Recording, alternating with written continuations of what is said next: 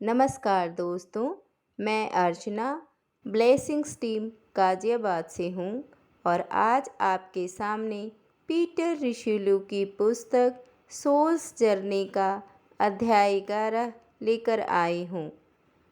इस अध्याय में आचार्य और पीटर की अंतिम वार्ता है।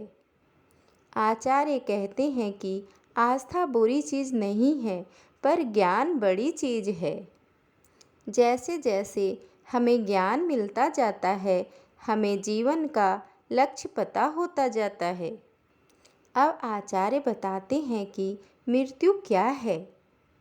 मृत्यु आत्मा के लिए कपड़े बदलने जैसा कार्य है।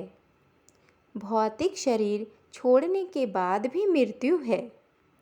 सूक्ष्म शरीर को छोड़ने के बाद भी हमें मानस शरीर मिलता है और मानस शरीर की मृत्यु के बाद हमें कारण शरीर में जाना पड़ता है। यह कारण जगत आत्मा का असली घर है, जहाँ कोई इच्छा नहीं रहती। यह आत्मा का प्राकृतिक निवास है। कारण शरीर में रहने के बाद आत्मा फिर से जन्म लेती है। जो पिछले जन्म का अनुभव होता है वो कारण शरीर के साथ जुड़ जाता है और जब आत्मा निम्न स्तर पर आकर अनुभव प्राप्त करती है तो आत्मा काफ़ी विकसित हो जाती है। सभी को इस विकास की प्रक्रिया से गुजरना पड़ता है। जब हम कारण जगत में पहुंचते हैं तो वहां हमें एक रिकॉर्ड दिखाया जाता है कि हमने क्या क्या किया है और हमारा भावी जन्म कैसा होगा। यह विकसित और अविकसित दोनों मनुष्यों को दिखाया जाता है। जो विकसित मनुष्य हैं वो अपनी गलतियों से सीख लेते हैं और अगले जन्म में जाकर उसे दोहराते नहीं हैं। साथ ही साथ जहाँ वह पराजित हुए हैं वहाँ जीत हासिल करने का संकल्प लेते हैं। अगर भावी जन्म में फिर वैसे ही समस्या आती है तो उसका अंतरात्मा, उसका ज्ञान भंडार उसको सावधान करता है, उसको संदेश भेजता है कि आप संभल जाओ, फिर से वही समस्या आ रही है। वो गलती फिर से दोहरानी नहीं है। आत्मा जब कुछ जन्मों के बाद अपने लक्ष्य को पाने का प्रयत्न करती है तो इसके लिए वह कहाँ जन्म लेगी, किस घर में, किस देश में, किन लोगों के बीच, इन सब की प्लानिंग की जाती है। यद्यपि आत्मा के लेवल पर जीवन में आनंद ही आनंद है, पर हमारे विकास व्यवस्था की प्रगति भौतिक अवस्था को पाकर ही पाई जा सकती है। तभी हम उस स्तर पर पहुंच जाते हैं जहां हमें पुनर्जन्म की आवश्यकता नहीं पड़ती। कहने का मतलब यह है कि आत्मा जब अपनी पूरी लेसन को कंप्लीट कर लेती है तो फिर उसे धरती पर जन्म लेना नहीं पड़ता है। कारण स्तर पर भूत, वर्तमान और भविष्य एक ही है। इसका एक उदाहरण देकर समझाते हैं कि मान लीजिए कि एक नदी है जो थोड़ी थोड़ी दूरी पर कभी टेढ़ी होती है, कभी कभी घूम जाती है। नदी में चलने वाले एक स्टीमर पर एक व्यक्ति बैठा है।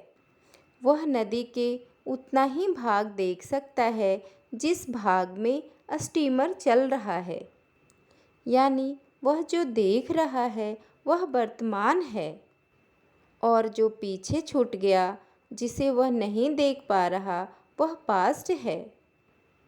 अब जहाँ उसे आगे जाना है, जो उसका लक्ष्य है, स्टीमर पर बैठा व्यक्ति उस भाग को भी नहीं देख सकता, तो वह भौतिक जगत में रहने पर सिर्फ और सिर्फ वर्तमान को देख पाता है।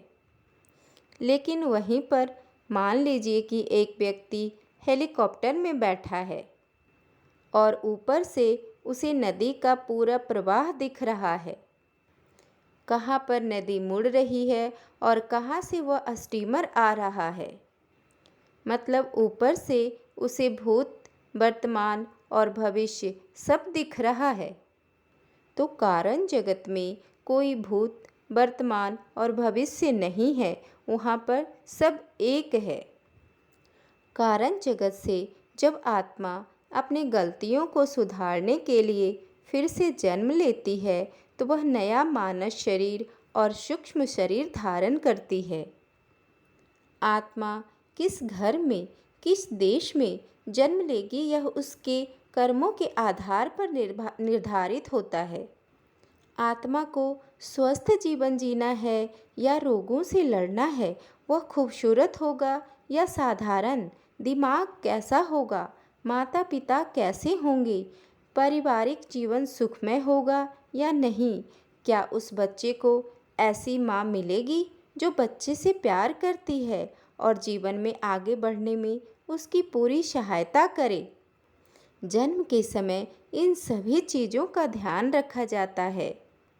बच्चों के विकास के बारे में आचार्य ने 3 सप्तवर्षीय कालखंड बताया है। पहला कालखंड है जन्म के समय से लेकर पहले 7 साल की अवस्था तक। दूसरा कालखंड है 7 से 14 वर्ष तक, जब तक वह तरुण अवस्था में प्रवेश करता है। तीसरा है 21 वर्ष की अवस्था, जिसमें उसका मानव शरीर पूरी तरह विकसित होकर कर्म करने लगता है। 0 से 7 साल की आयु तक बच्चे में दिव्य दृष्टि बनी रहती है। 14 से 21 साल तक की आयु में इच्छाएं बढ़ जाती है। माता पिता के लिए इससे निपटना सबसे कठिन होता है। उन्हें धैर्य रखना तथा उनकी बात को समझना उन्हें सीखना पड़ता है। यह वह समय है जब उनसे बहुत शांति व धैर्य के साथ व्यवहार करना पड़ता है। मनुष्य को यह सबसे बड़ा काम दिया गया है कि वह बच्चों को आवश्यक व उचित मार्गदर्शन दे। कर्म सिद्धांत के अनुसार माता पिता को यह काम करना ही है। सभी सामान्य लड़कियां चाहती है कि उनकी शादी हो, उनका अपना घर हो, बच्चे हों। यह बहुत अच्छी बात है, यह चाहना बहुत अच्छा है। यह बात बहुत महत्वपूर्ण है कि एक छोटा बच्चा घर के ऐसे वातावरण में पले जहां उसे सब चाहें, सब लोग उसे प्यार दें। कुशल व सफल पत्नी बनने के लिए लड़कियों को चाहिए कि वे शादी से पहले गृह प्रबंधन तथा घरेलू कामों की ओर ध्यान दें। धन को किस प्रकार खर्च करें ताकि उनका घर संतुलित रहे। पौष्टिक खाना बनाना भी उन्हें आना चाहिए। एक सफल माँ बनने के लिए सर्वप्रथम उन्हें ध्यानी बनना चाहिए, अर्थात ध्यान करना चाहिए। ध्यान के साथ साथ स्वाध्याय भी जरूरी है। ध्यान और स्वाध्याय पतियों को भी करना चाहिए, क्योंकि पारिवारिक उत्तरदायित्व दोनों का है। यह दोनों की जिम्मेदारी है। दोनों का बच्चों के पालन पोषण में बराबर का योगदान है। वे ही अच्छे माता पिता बन सकते हैं जो ध्यान और स्वाध्याय करते हैं और जिन्हें मनुष्य के विकास का क्रम पता होता है और वे सृष्टि चक्र के बारे में भी जानते हों। बच्चे नकल करने में माहिर होते हैं, इसलिए माता पिता को अपने ही उदाहरण से उन्हें बहुत कुछ सिखाने को तैयार होना चाहिए। नकल विकास का सबसे बड़ा तरीका है। इसलिए माता पिता को कोई भी ऐसा कार्य नहीं करना चाहिए जो वे नहीं चाहते कि उनके बच्चे करें। बच्चे के मानसिक विकास के लिए बचपन से ही घर में 2 विषयों पर खुली चर्चा होनी चाहिए। पहला सेक्स और दूसरा धर्म। अपने विद्यार्थी काल में सब लोगों ने शरीर विज्ञान पढ़ा है। सभी यह जानते हैं कि वनस्पति, पशु तथा मानव जगत में प्रजनन कैसे होता है। बच्चे की आयु तथा समझ को देखते हुए इस सिद्धांत को उन्हें थोड़ा बहुत समझाते रहना चाहिए। बहुत छोटे बच्चे को परियों, और पेड़ पौधों की कहानियाँ सुनाकर समझाया जा सकता है। फूलों की कहानी सुनाकर प्रजनन की प्रक्रिया को आसानी से उनके मन में डाला जा सकता है। इसी प्रकार धर्म के बारे में भी साधारण तरीके से समझाया जा सकता है। जीसस, महात्मा बुद्ध, इन सब की कहानियाँ बच्चों को सुनानी चाहिए। यौन निर्देशों की बात उन्हें उम्र और उनकी समझ के अनुसार बतानी चाहिए। आज के समय में बच्चों के विकास के लिए आवश्यक कदम उठाना बहुत ज़रूरी है। अब आचार्य पीटर से कहते हैं कि तुम तो देख ही चुके हो कि भौतिक जीवन में असंख्य जीवन बिताना जरूरी है, ताकि हमें सब प्रकार के अनुभव मिल जाएं, ताकि उसके बाद जन्म मरण की आवश्यकता ही ना रहे।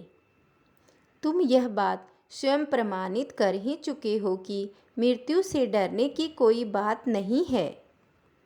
यह तो चेतना के एक स्तर से दूसरे स्तर तक जाने का नाम है, जिससे किसी को डरना नहीं चाहिए। और अब तुम यह भी समझ चुके हो कि जीवन की विषमता किसी ईश्वर ने नहीं बनाई, जो किसी का पक्ष लेता हो और किसी का नहीं। यह विषमता प्रत्येक मनुष्य के पूर्व जन्मों में किए गए बेवकूफ़ी की वजह से है। अब आचार्य पीटर से कहते हैं कि अब मुझे विदा लेने का समय आ गया है। तुम्हें जो ज्ञान दिया गया है, इसे तुम सिर्फ अपने तक सीमित नहीं रखना, इसे लोगों में बांटना। मुझे पता है कि इस अमूल्य ज्ञान को लोग लेना नहीं चाहेंगे, परंतु फिर भी तुम इसे बांटना। शायद इस ज्ञान को पाने के लिए लोग अभी तैयार ना हों, और मैं तुमसे विदा ले रहा हूँ तो इसका मतलब यह नहीं है कि मैं दोबारा नहीं मिलूँगा। जब भी तुम विचार बनाओगे अपने मन में तो मैं आ जाऊँगा। एक बड़े दार्शनिक ने कहा है था कि जब शिक्षार्थी तैयार हो जाता है तब शिक्षक स्वयं पहुँच जाता है। यह बात बिल्कुल सच है, क्योंकि जब भी मुश्किलें आती है तुम कभी अकेले नहीं होते।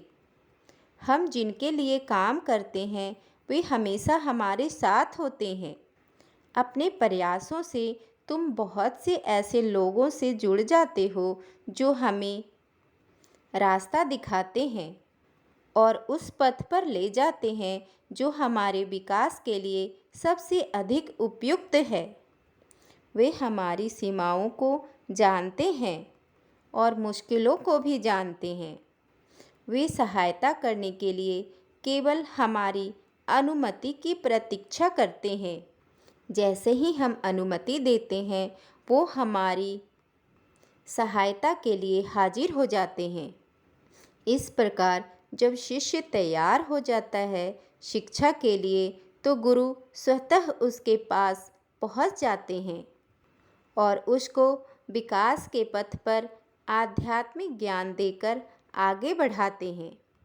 बस पीटर को इतना ज्ञान देकर आचार्य चले जाते हैं। बस दोस्तों, अलविदा। आज तक के लिए इतना ही। अब यहाँ पर यह अध्याय समाप्त होता है।